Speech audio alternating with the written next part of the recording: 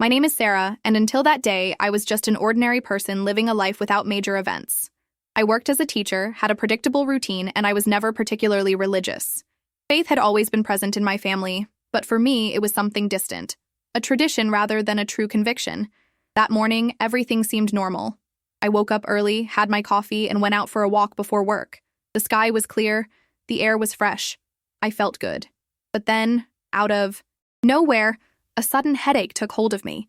It was an absurd pressure, as if something were crushing my skull from the inside. The world around me began to spin. My legs grew weak, and before I could ask for help, everything went dark. When I opened my eyes again, I found myself in a place that made no sense. I was there, yet I wasn't. My body lay on the ground, motionless, while strangers tried to help me.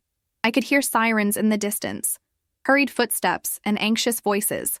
That's when I realized I was floating above everything.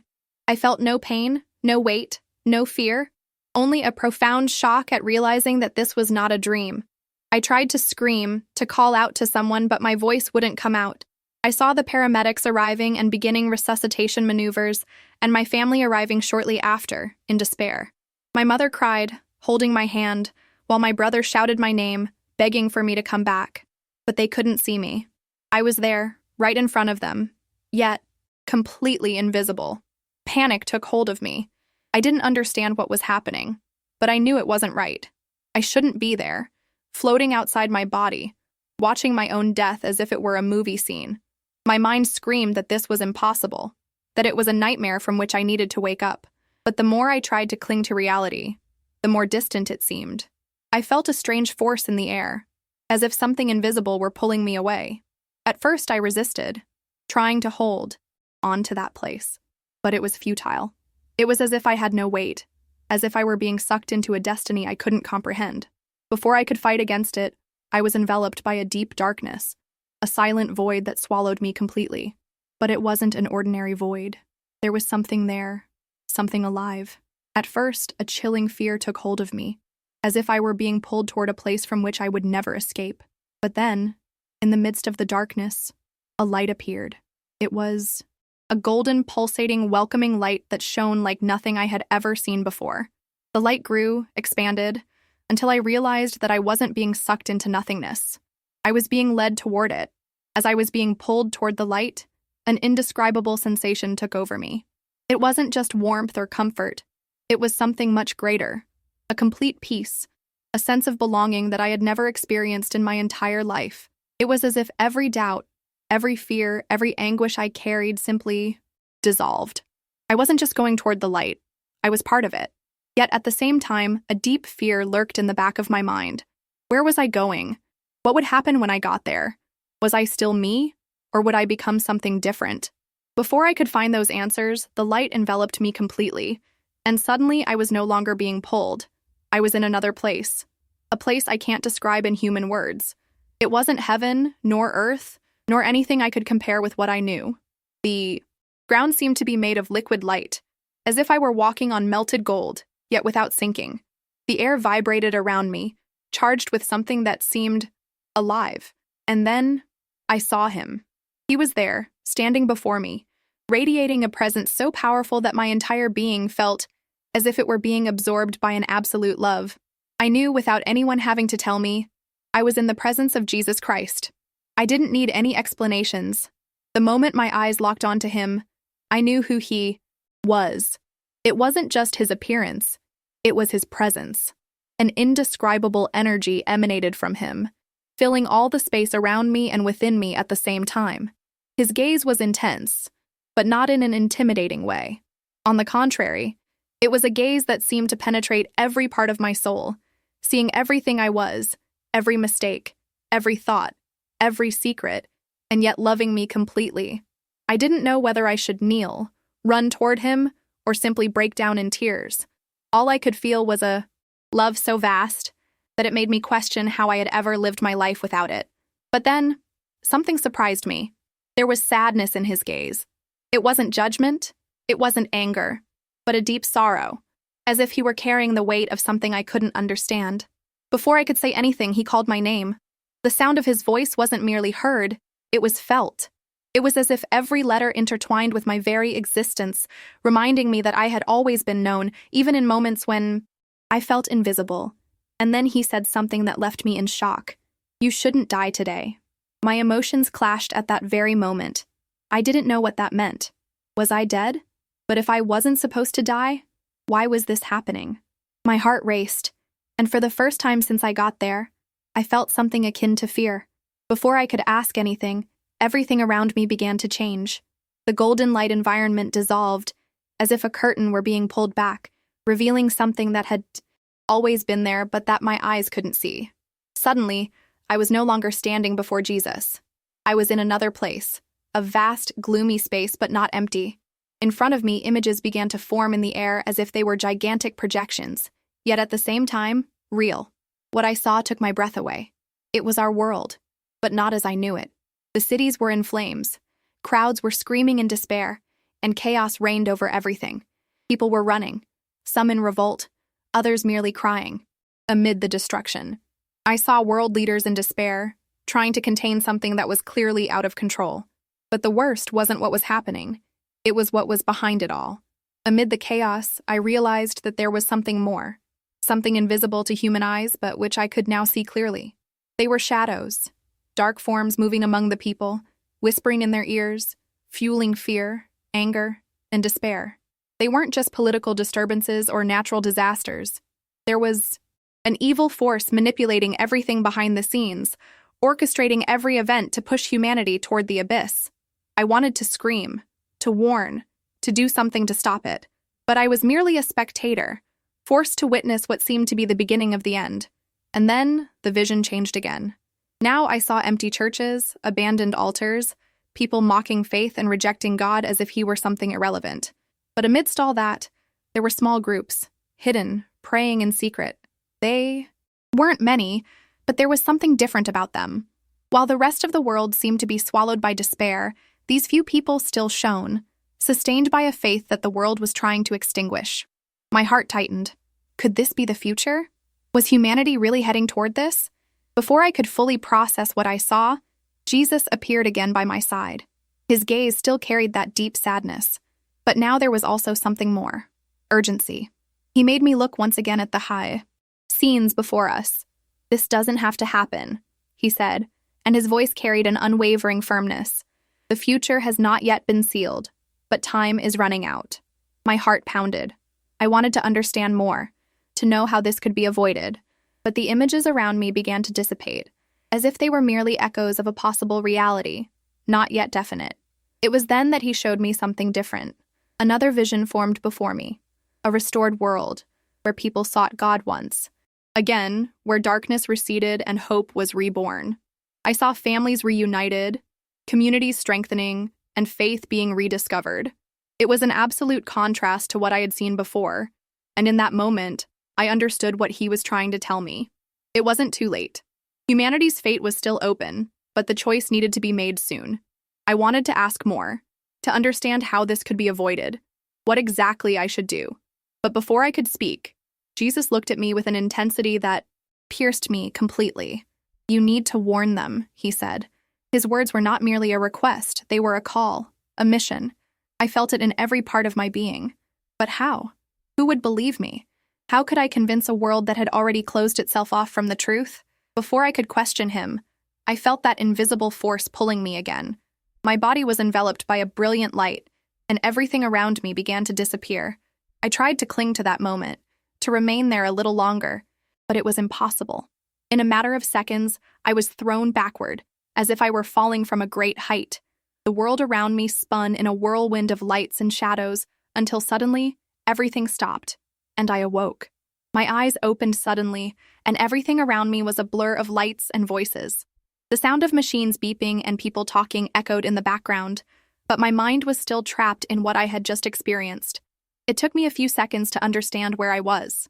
The white ceiling, the rough sheets, the strong smell of disinfectant. I was in a hospital. My chest rose and fell unevenly, my breathing still heavy, as if I had just returned from a deep dive. My mother's face appeared before me, tears streaming down her cheeks as she held my hand tightly. "My God, you're back." It was then that I noticed the expressions on the doctors' and nurses' faces around me. They were in shock. One of the doctors looked at the heart monitor as if he couldn't believe what he was seeing. This is impossible, he murmured. My hands trembled as I tried to move. I felt weak, as if my body had been emptied of all its energy. My mother continued crying, repeating my name between sobs. My brother, who had earlier shouted desperately for me to come back, now looked at me as if he were seeing a ghost. And in a way, that's what I was. My heart had stopped. My body had died. But against all logic, I was back. While my family embraced me, tears of relief and disbelief streaming down their faces, my mind was still far away. What I had experienced was not a dream, nor a hallucination. I knew this with absolute certainty. The sensation of Jesus' presence, the visions of the future, the mission given to me, all of it was more real than the world around me. But how could I explain that to someone? How could I say that I had been in the presence of Christ, that I saw what was to come, that I returned with an urgent warning for humanity? Even looking into my mother's eyes as she held my hand as if afraid of losing me again, I knew that no one would fully understand. The doctors began bombarding me with questions. They wanted to know how I was feeling, if I remembered anything, if I was in any pain. My body was still weak, but that wasn't what troubled me. What tormented me was the burning sense of urgency inside me. I needed to speak. I needed to tell the world.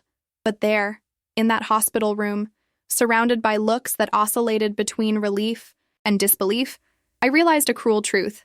No one would easily believe me. If I recounted everything I had seen, they would say it was a delusion, an effect of oxygen deprivation, an illusion created by my brain. I couldn't simply go out shouting that time was running out.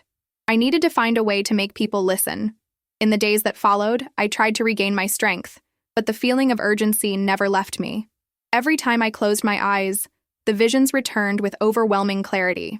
The cities in flames, the enraged crowds, the shadows manipulating everything behind the scenes. It was as if my spirit were still there, as if that alternate reality were permanently imprinted in me. I knew I couldn't simply go on with my life as if nothing had happened. But how to begin? How to tell people that the future was not yet sealed, that there was still hope, but that time was running out? My family tried to convince me that I had only experienced a medical miracle, as the doctors called it.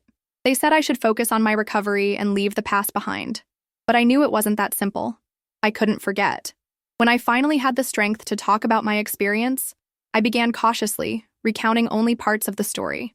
I observed people's reactions, trying to understand who was really listening and who was merely pretending. Some were moved, others felt uncomfortable, but most only smiled politely, without truly believing. That broke my heart. I had received a divine warning, and the world needed to hear it. But who was truly willing to listen? I quickly realized that talking about what I had experienced wouldn't be easy. When I tried to tell a close friend, he looked at me with a mix of concern and pity. "Sarah, you went through something very traumatic. Maybe it's better not to dwell on it so much." His response hit me like a punch in the stomach. He thought I was making it up, that it was a mechanism of my mind to cope with what had happened. Others were even harsher, calling me crazy, a religious fanatic, someone who just wanted attention.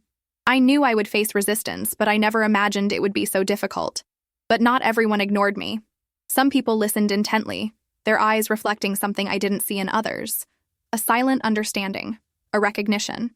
Some even confessed to having had similar experiences, though they never had the courage to share. It was then that I realized I wasn't alone. There were more people who knew the truth, who had also seen what lay beyond this world. And what if I could gather these people? If, instead of trying to convince those who would never believe, I focused on reaching those who were ready to listen? That was when I decided to share my story with the world.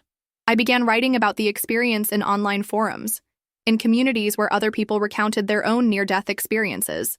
At first, I hesitated. What if no one believed me? What if I became the target of jokes, or, worse, attacks? But something inside me drove me forward. I couldn't let fear silence me. The first time I published my account, I felt a chill in my stomach, as if I were exposing myself completely. But to my surprise, amid skeptics and mockers, there were those who contacted me privately, saying that my words had awakened something within them. People who felt that something was wrong in the world, but couldn't explain why. And then, something unexpected happened. One day, I received a message from a stranger. He said he had read my account and that something very similar had happened to him. I saw the shadows, too, he wrote. My heart raced.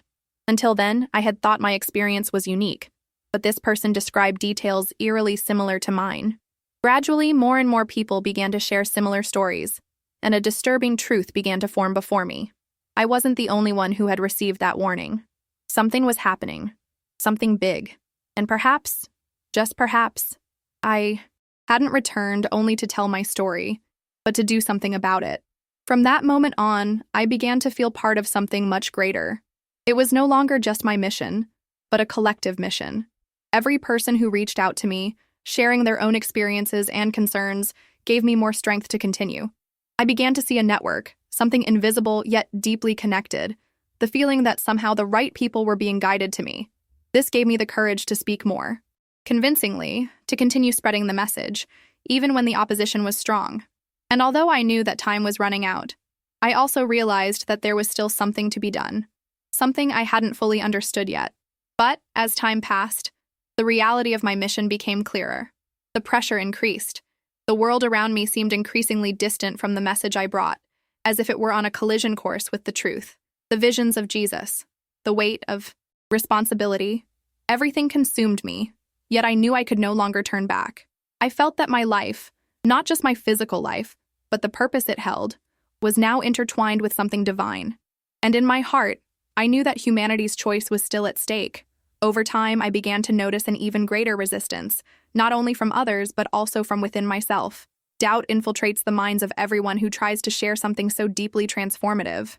I wondered if I was truly ready to bear that responsibility.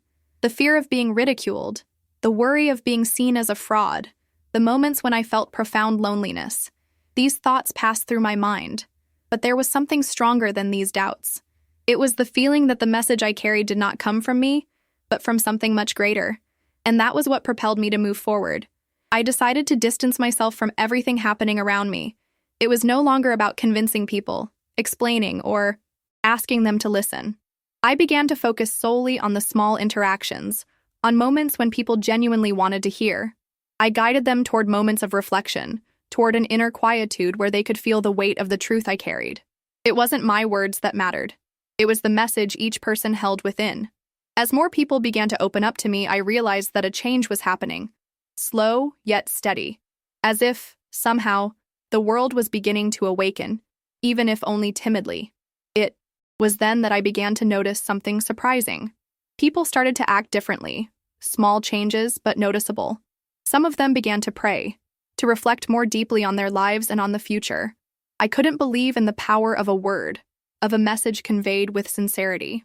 As more souls were touched, I became even more convinced that perhaps change was indeed possible.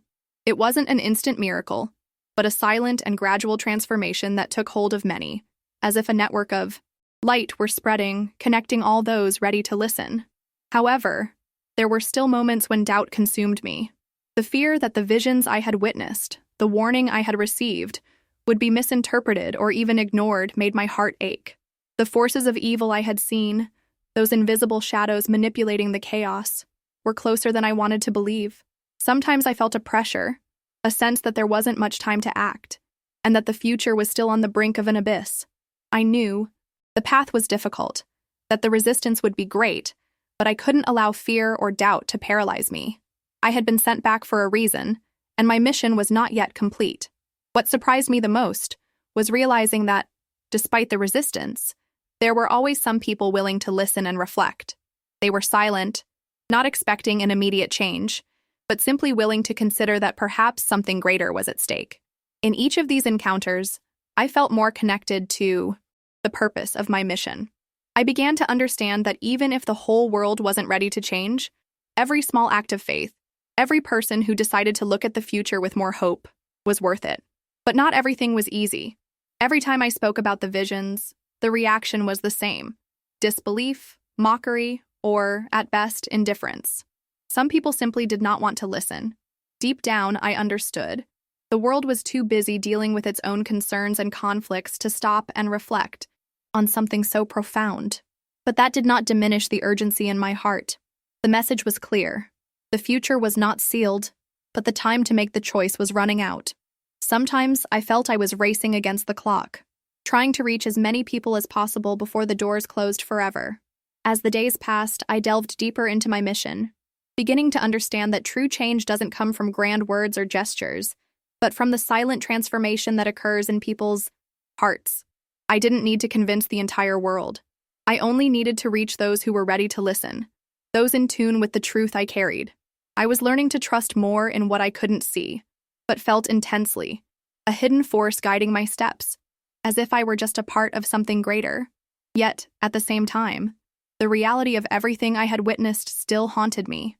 The visions of the evil forces manipulating events, the impending destruction, were still fresh in my mind. What Jesus showed me wasn't something I could simply ignore. I knew that the spiritual battle was happening now, behind the scenes, and I couldn't remain silent. Sometimes it seemed as if I were living between two worlds, one where people continued with their daily routines, oblivious to the impending catastrophe, and another where the truth was clear, yet no one seemed willing to face the reality of what was coming. The weight of that responsibility grew increasingly intense, especially as things began to worsen in the world around me. What I had seen wasn't just a fleeting vision, but a reflection of something very real: the social chaos, the natural disasters, the divisions among people. Everything intensified day after day, and I knew that, in some way, it was connected to our resistance to hearing the truth. Many people were so immersed in the distractions of everyday life that they couldn't see what was happening before their eyes. I didn't know how much time was left, but a sense of urgency told me there was no time to lose. More and more, I found myself in an internal struggle. I wanted to scream, to run through the streets and warn people. I wanted somehow to pull them out of the collective trance they were in. But at the same time, I knew that wasn't how things worked. What I had seen, what I knew, couldn't be forced upon people. The choice had to be theirs. My role wasn't to change the world, but to plant a seed of hope, of faith, for those willing to listen. I couldn't save everyone, but perhaps, just perhaps, I could help save some. Deep down, I knew I was doing what I should, even if the results weren't immediate.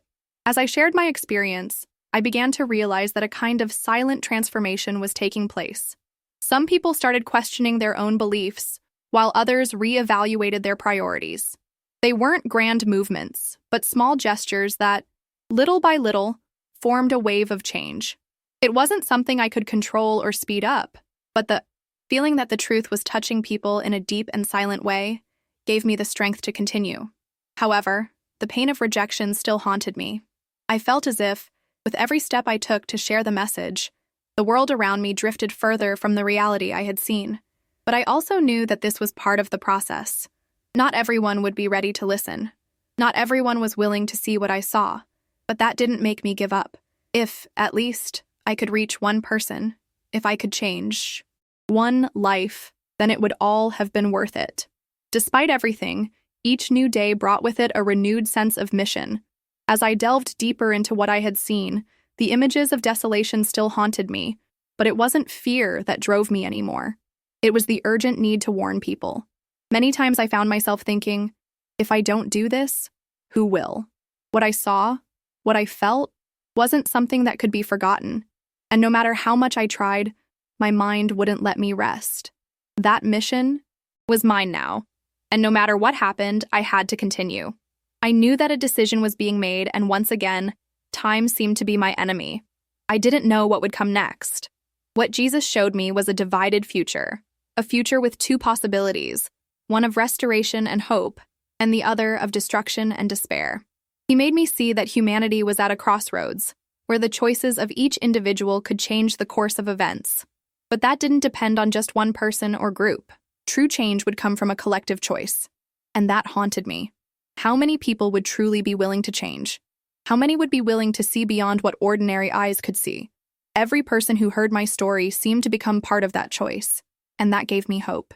Even though the resistance was great, even though disbelief was constant, I felt that the light, even if small, was spreading. The fear still existed, but it wasn't as great anymore. There was a greater force at play, and I was just a messenger, trying to do my part. As I continued to share my experience, I began to notice something curious. The small gestures of faith, the little acts of love and kindness, were multiplying around me. It was as if, by touching one person's heart, another was also being touched, and so on. They weren't grand movements, but a gradual transformation, invisible to hurried eyes, yet clear to those willing to perceive. I began to understand that true change is never instantaneous. It starts with small choices, in moments of introspection, in silent conversations among souls ready to change. What I saw in Jesus' visions wasn't a promise of something immediate, but a vision of a long process, a collective awakening. This gave me a renewed sense that my mission wasn't in vain, even if the world around me seemed to ignore the gravity of the situation. I also began to realize that in my own life, a transformation was occurring. I had returned from the hospital with a new, purpose, with a clarity of vision I hadn't possessed before.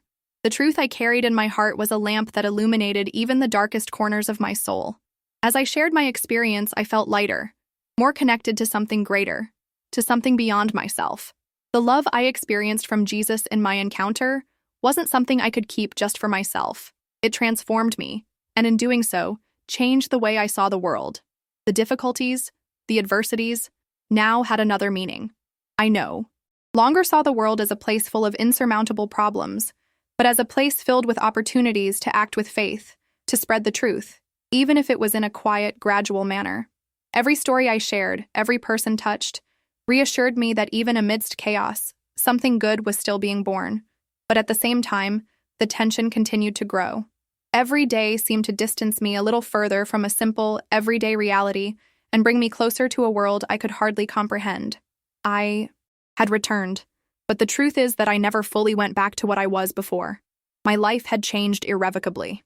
As the events around me intensified, my sense of disconnection from the material world grew. I was trying to warn people, yet more and more I felt as if I were speaking to a wall. The disconnect with those unwilling to listen became more painful. The world seemed to be in a state of denial, as if everyone were blind to what was really happening. But there was something deeper at stake. Even though the resistance was great, even though despair was constant, I knew that my mission wasn't solely about changing people's minds. It was about touching their hearts, about igniting the flame of faith amid darkness. It was then that, in a moment of deep reflection, something Jesus had told me came back to my mind with force. He had said, "You shouldn't die today." At that moment, I realized that those words were not just a comfort. They were a reminder that life had a purpose far greater than what I had experienced until then. What I had seen, what I had experienced, wasn't merely a personal experience but a collective mission. It wasn't just my life that was at stake. It was the future of humanity, of the lost souls who still needed to be reached, of the truth that needed to be revealed. I wasn't just a passive spectator. I had been chosen to be a messenger, to spread the word that time was running out, but that there was still hope. My role wasn't to preach only to the already converted, but to touch the hearts of those who were still lost, those who still had a chance to make the right choice. I didn't know how much time was left, but I knew I could no longer hesitate. Over time, I began to realize that my mission wasn't merely about words or accounts, but about actions.